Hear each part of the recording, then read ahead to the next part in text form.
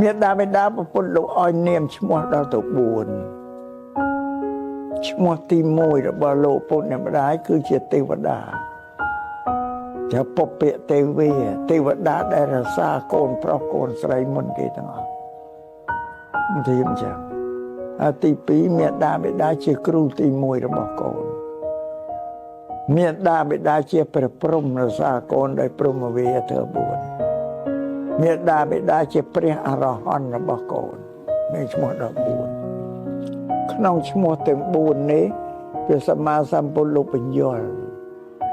ដូចជាពុព្វទេវទេវតាខាងដើម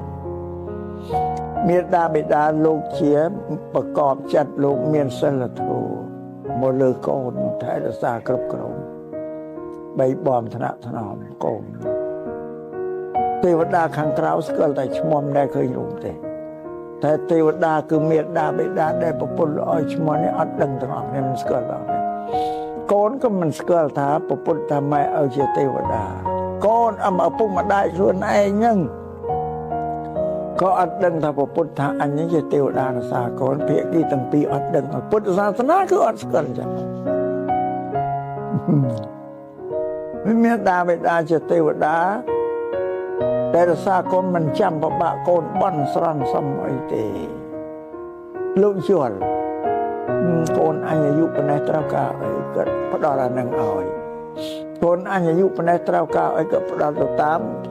វ័យដែលចម្រើនរបស់កូនអត់បាក់បួងសួងបន់ស្រន់ទេទេវតាគឺមេដាបេដាអញ្ចឹង